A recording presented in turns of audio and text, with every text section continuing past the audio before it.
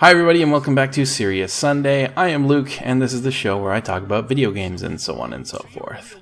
This week we have some news from the video game porting space, or I should say the shitty console to PC ports fiasco that seems to happen way too often, and this is not the first time and it's very likely not going to be the last time, but a large scale and high-profile AAA game gets ported over to the PC with bad optimization and a lot of strange design choices made as to what sort of a state it should be in when it's released to the PC. Now, I should start off by saying that although I do play console games, I'm primarily a PC gamer. So if you are a console player and this seems like I'm sort of just joining my voices in with the chorus of PC players who are whining about, first world problems or whatever. You know what?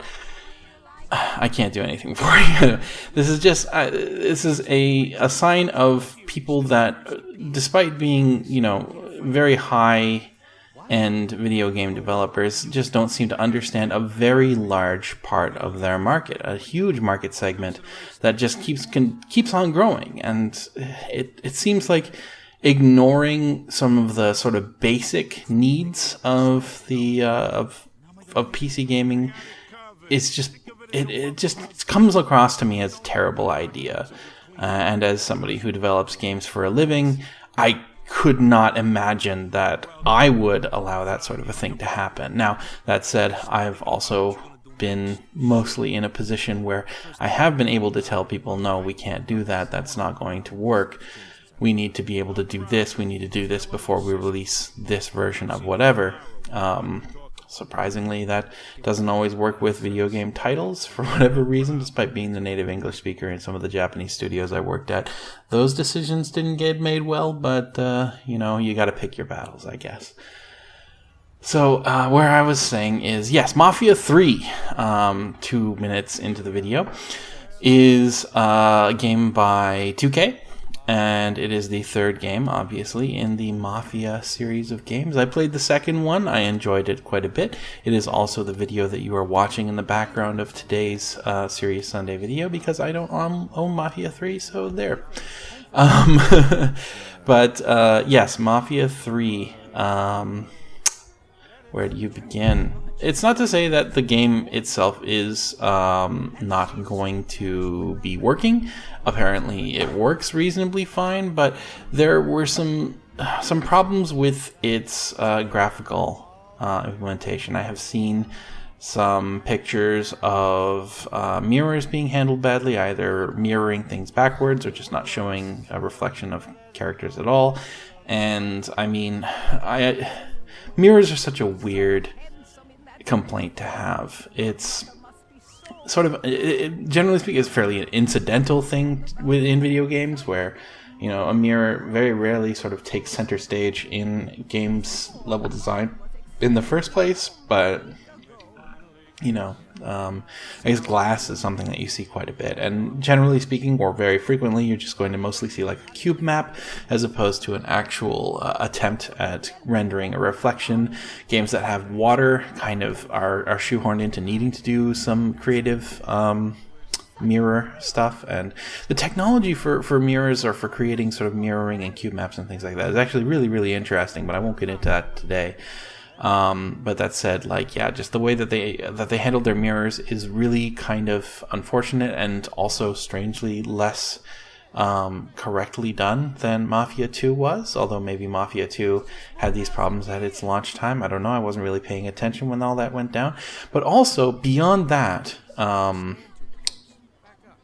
big deal that people are really kind of making a fuss about right now, and rightly so, to be honest, is that the game is capped at 30 frames per second, and the 1080p and up rendering are also actually upscaled 720p. So, the game does not render above 720 pixels vertical space.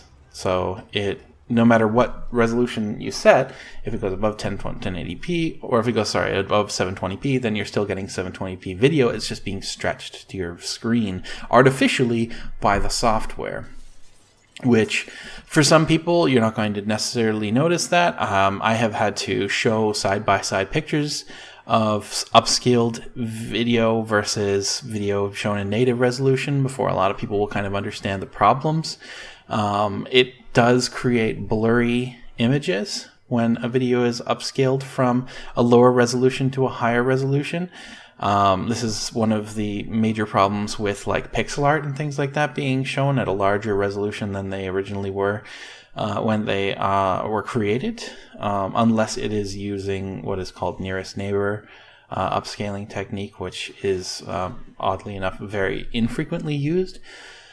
Yeah, so all of that put aside, people have invested a lot of money in sort of technology that will allow things to smooth, quote unquote, as they get larger, but it does create problems, and that smoothing creates not an anti-aliasing effect, but just sort of muddies the water, as it were, when a game is upscaled. Now, so being capped at 30 frames per second, I personally am much too old and not very good of a gamer, so I can personally play a game at 30 frames per second without having any major problems, but somebody who has a better reaction time than me and didn't grow up with really old video games is much more likely to notice the difference between a 30 frames per second and a 60 frame per second game, because the way that the game responds to input is much better. It's much smoother, because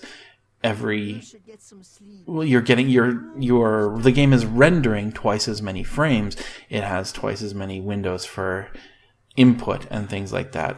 The moment you press the button, it's going to be handled by the CPU and everything like that, but it gives you, the young and spry and fast reaction time user, the ability to react on a much higher level than us old farts who can deal with 30 frames or 24 frames a second and not feel too much pain from that. I'm really shitty at FPSs, but all that said, capped at 30 frames per second, you cannot make the game go faster than that. You can lower your settings as much as you want. You can make the game look like something that would have been released on the Xbox One or whatever back in the day, and it is still not going to 360. I guess probably Xbox One is the current console, but you can make your PC game look like an Xbox One game, and it's still not going to go above 30 frames per second because it's capped. It's got what's called an FPS cap. That means that there's just no way to go above that, and therefore your response is going to be a little bit muddier, and your overall game experience, especially if you're one of the people like, say, Total Biscuit, for example, who has a problem with those sorts of things, are going to notice it and are going to have a problem with it. PC gamers, hardcore PC gamers particularly, are going to make a fuss if your AAA game is capped at 30 frames per second, or even worse, and much, much worse in my mind, because I am observant enough to notice if you artificially stop your game from rendering at a higher resolution than a certain amount and then upscale it with software. That is tacky. It looks terrible. It feels terrible.